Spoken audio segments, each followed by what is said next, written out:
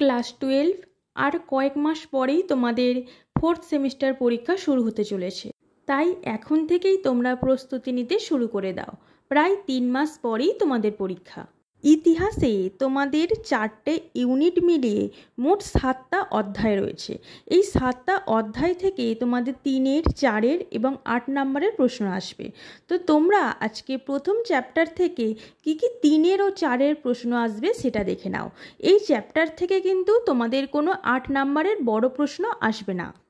প্রথম অধ্যায় থেকে তোমাদের একটি 3 নম্বরের প্রশ্ন ও একটি 4 নম্বরের প্রশ্ন থাকবে। টোটাল তোমাদের এই চ্যাপ্টারটি থেকে তোমাদের 7 নম্বরের প্রশ্ন থাকবে। এই চ্যাপ্টারটি থেকে তোমাদের 4 নম্বরের জন্য যে প্রশ্নগুলো অবশ্যই করতে হবে সেগুলি দেখে নাও। তবে তোমরা যেহেতু প্রথম বছর পরীক্ষা দিচ্ছ, তোমাদের জন্য সবই কিন্তু সাজেশান। তার মধ্যেও যেগুলো খুবই গুরুত্বপূর্ণ সেগুলো অবশ্যই তোমাদের বিশেষ গুরুত্ব দিয়ে দেখতে হবে। চলো আমরা প্রশ্নগুলো এবার দেখে নিই। প্রথম যে প্রশ্নটি তোমাদের অবশ্যই করতে হবে, দেখো 1857 খ্রিস্টাব্দের মহাবিদ্রোহের সময় কোম্পানির ভারতীয় সিপাহীদের মধ্যে অসন্তোষের কারণগুলি কী ছিল। অর্থাৎ ভারতীয় যে সিপাহীরা ছিল, ভারত কোম্পানির যে সেনাবাহিনী ছিল সেখানে ভারতীয় সিপাহীরা ছিল। তো সেই সিপাহীদের মধ্যে কী কী অসন্তোষ দেখা দিয়েছিল তার কারণগুলো এখানে লিখতে বলা হয়েছে। এই প্রশ্নটাই আবার অন্যভাবে আসে, মহাবিদ্রোহের সামরিক কারণ কী ছিল। পরবর্তী যে প্রশ্নটা করবে, দেখো মহাবিদ্রোহের প্রকৃতি আলোচনা করো। 1857-এর বিদ্রোহকে কি প্রথম স্বাধীনতার যুদ্ধ বলা যায়? এই প্রশ্নটিও তোমাদের করে রাখতে হবে। পরের প্রশ্ন দেখো, 1857 খ্রিস্টাব্দের বিদ্রোহের রাজনৈতিক প্রেক্ষাপট কীরূপ ছিল? এর সাথে আরেকটি করতে হবে, 1857 খ্রিস্টাব্দের বিদ্রোহের যোগদানকারী বিভিন্ন সামাজিক শ্রেণীর উদ্দেশ্য কী ছিল? আর দুটি প্রশ্ন 4 নম্বরের করবে। পরবর্তী প্রশ্ন দেখো, ইংরেজ ইস্ট ইন্ডিয়া কোম্পানির অর্থনৈতিক শোষণ কিভাবে 1857 খ্রিস্টাব্দের বিদ্রোহের ক্ষেত্রে প্রস্তুত করেছিল? অর্থাৎ অর্থনৈতিক কারণটি কী ছিল সেটি জানতে চেয়েছে। 4 নম্বরের আর যে প্রশ্নটি করতে হবে, দেখো 1857-এর মহাবিদ্রোহের হিন্দু মুসলিম ঐক্য আলোচনা করো।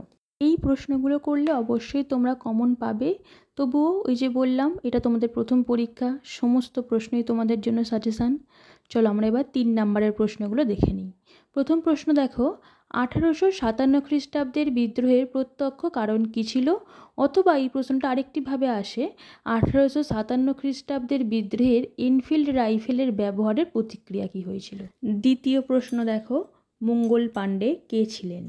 আর যে প্রশ্নটি তোমাদের অবশ্যই করতে হবে, দেখো মহারানীর ঘোষণাপত্র আলোচনা করো। দেখো এই প্রশ্নটা 3 নম্বরেও আসতে পারে, 4 নম্বরেও আসতে পারে। 3 আর 4 আসলে একই, একটু তফাৎ আছে, ওরই মধ্যে তোমাদের প্রশ্নের উত্তরগুলো কিন্তু রেডি রাখতে হবে। পরবর্তী প্রশ্ন দেখো, ঝাঁসির রানী লক্ষ্মীবাঈ স্মরণীয় কেন? আর এই প্রশ্নটিও সাথে করে রাখবে, 1857 খ্রিস্টাব্দের বিদ্রোহকে কি জাতীয় অভ্যুত্থান বলা যায়? এই প্রশ্নগুলির সাথে আরও দুটি প্রশ্ন তোমাদের করতে হবে। দেখো 1857 খ্রিস্টাব্দের বিদ্রোহকে সামরিক বিদ্রোহ বলা হয় কেন? আর যেটি করবে, 1857 খ্রিস্টাব্দের মহাবিদ্রোহের শিক্ষিত মধ্যবিত্ত শ্রেণীর কীরূপ ভূমিকা ছিল। মোটামুটি এই প্রশ্নগুলো করলে তোমরা অবশ্যই কমন পাবে। তবুও তোমাদের কিন্তু পুরো চ্যাপ্টারে যেগুলো খুব ইম্পর্টেন্ট প্রশ্নগুলি দিয়েছি, তবুও যেগুলো অবশ্যই করতে হবে তোমাদের মনে হবে সেগুলো অবশ্যই তোমরা করে রেখো, কারণ এটা কিন্তু তোমাদের ফাইনাল পরীক্ষা। ইতিহাসের তোমাদের কোনো বিষয় যদি বুঝতে অসুবিধা থাকে অবশ্যই আমাকে কমেন্ট করে জানাবে। আমি সেই প্রশ্নটা একটি ভিডিওর দ্বারা বা প্রশ্ন বা কোনো বিষয় যাই হোক সেটা অবশ্যই বুঝিয়ে দেওয়ার চেষ্টা করব।